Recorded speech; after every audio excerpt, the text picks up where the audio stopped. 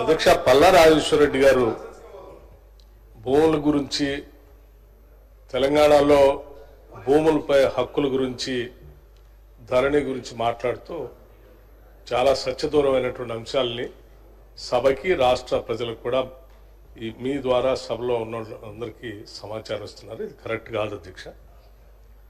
వారు మాట్లాడుతూ ధరణిలో పార్ట్ బిలో పెట్టినటువంటి భూముల గురించి లేకపోతే ధరణిలో భూములు రిజిస్ట్రేషన్ చేసినటువంటి వాళ్ళందరికీ వెంటనే పాస్బుక్లు ఇచ్చేటువంటి అంశం గురించి మాట్లాడుతూ ఈ తప్పులు జరిగితే తిరిగి మళ్ళీ సాయుధ రైతాంగ పోరాటం చేసే అంత పరిస్థితి మీరు తీసుకొస్తున్నారు. ఇది కరెక్ట్ కాదని చెప్తా ఉన్నారు అధ్యక్ష. అధ్యక్ష, సాయుధ రైతాంగ పోరాటం స్ఫూర్తితోనే కాంగ్రెస్ ప్రభుత్వం ఆనాటి నుంచి ఈనాటి వరకు భూములపై హక్కులకి ప్రజలు కల్పిస్తూ వచ్చింది అధ్యక్ష. ఆనాడు సాయుధ రైతాంగ పోరాటం ఏంటి? దున్నేవాడిదే భూమి, ఇదే కదా నినాదం.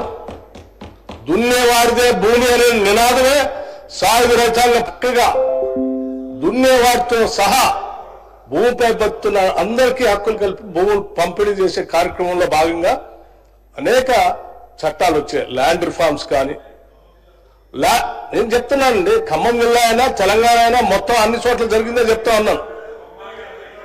అన్ని చెప్తున్నాను అధ్యక్ష, వినండి సార్. ల్యాండ్ రిఫార్మ్స్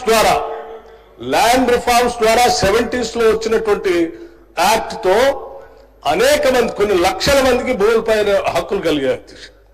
ఆ తర్వాత తెలంగాణ ప్రాంతంలో జరిగిన అనేక పోరాటాలు, ఒక పోరాటం కాదు అధ్యక్ష, నక్సల్బరీ ఉద్యమం దగ్గర నుంచి మొదలుపెట్టినటువంటి ఉద్యమాలతో భూములపై ఉన్నటువంటి హక్కుదారులు కేవలం పట్టదారులు ఒక్కళ్ళే కాదు అధ్యక్ష. ఆనాడు భూస్వాములు, జమీందారులు, జాగీర్దారులు, పట్టాదారులు, కాలువ వాళ్ళు ఉన్నప్పటికి కూడా తర్వాత వచ్చినటువంటి అనేక ఉద్యమాలు, చట్టాల ద్వారా చాలా మందికి కబ్జా కాలంలో అంటే ఆక్యుపేషన్ కాలంలో చాలా మంది వచ్చారు అధ్యక్ష. కొన్ని లక్షల మంది వచ్చారు. పేద మధ్యతరగతి కుటుంబాలకు సంబంధించినటువంటి వాళ్ళు వస్తే ఒక్క కలం పోటుతో రాష్ట్ర చరిత్రలో కాదు అధ్యక్ష, దేశ చరిత్రలో, ప్రపంచ చరిత్రలో ఎక్కడైనా ఏదైనా ఉద్యమం జరిగితే ఆ ఉద్యమం లక్ష్యాలను చట్టాలుగా మారుస్తూ వచ్చినటువంటి పరిస్థితులు చూశాం. కానీ మొట్టమొదటిసారి ఈ రాష్ట్రంలో ఉద్యమాల ద్వారా వచ్చినటువంటి తెలంగాణ రాష్ట్రంలో గతంలో ఉన్నటువంటి చట్టాలను ఒక్క కలం పోటుతో దాని చట్టం తీసుకొచ్చి ఆక్యుపేషన్ లో ఉన్నటువంటి వాళ్ళందరూ రద్దు చేసి ఒక్క పట్టదారు కాలం పెట్టి 70 ఏళ్ళు వెనకున్నటువంటి జమీందారుని, భూస్వాములు, జాగీర్దారులు తీసుకొచ్చే పట్టదారు కాలంలో పెట్టి కొన్ని లక్షల మంది రైతులు భూమిపై ఉన్నటువంటి వాళ్ళకి అసలు ఆ కాలమే ఎత్తేసి భూమిపై వాళ్ళకి ఎటువంటి హక్కు లేకుండా చేసినటువంటి ఒక దుర్మార్గమైన చట్టమే ధరణి చట్టం అధ్యక్ష. దాన్ని మార్చుతామని మేము పెద్ద ఎత్తున ఉద్యమం చేశాం. 10 ఏళ్ళు ఈ రాష్ట్రంలో ఉన్నటువంటి ప్రజల కోసం ఆలోచన చేశాం. మీరు ధరణి తీసుకొచ్చిన దగ్గర నుంచి ఈ సభలో మాట్లాడాం, బయట మాట్లాడాం. ధరణిని మారుస్తాం, బంగాళాఖాతంలో వేస్తాం.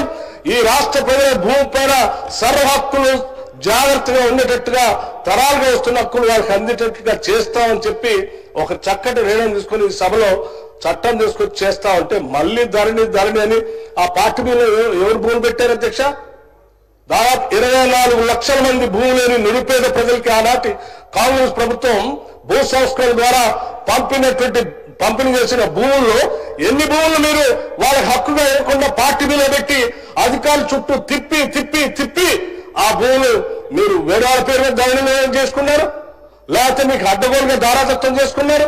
ఆ ధరణిలో పెట్టిన తర్వాత ఒక్కటేసారి అధ్యక్ష, ఒక్కసారి ధరణిలో ఎక్కిచ్చేస్తే మళ్ళీ దాని తేపై రెవెన్యూ రిజిస్ట్రార్ గారి దగ్గరకు, ఎంఆర్ఓ గారి దగ్గరికి వారికి హక్కులు ఇచ్చారు. తేహపాలోనే ఈ పలానా ఎక్స్పైరీ ఉందా? ఉంది. రిజిస్ట్రేషన్ చేయొచ్చు. వెరిఫికేషన్ కూడా లేదు అధ్యక్ష. మీరు ఎక్కించుకుంటే అధికారం మీ చేతిలో ఎవరికి కావాలంటే వాళ్ళకి ఎక్కించవచ్చు. ఒక్కసారి ఎక్కించామంటే కనీసం దానికి వెరిఫికేషన్ కూడా లేదు. ఏమంటే రిజిస్ట్రేషన్ అవుతుంది, ఇంకో వ్యక్తి చేతుల్లోకి పోతుంది, ఆయన ఇంకో చేతుల్లో పోతుంది. అసలు ఆయన వెరిఫికేషన్ లారీ అని రిప్రజెంటేషన్ చేద్దామంటే కూడా రెవెన్యూ వాళ్ళ దగ్గర కనీసం అప్పులు కూడా లేదు అధ్యక్ష.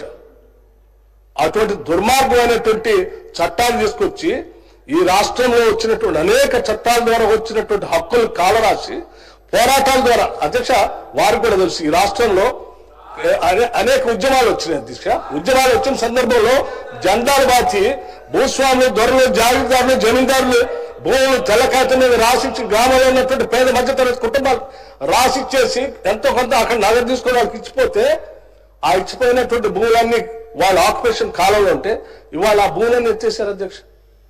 దశాబ్దాలుగా దున్నుకుంటున్నటువంటి భూములు కూడా హక్కు లేకుండా చేశారు అధ్యక్షుడు.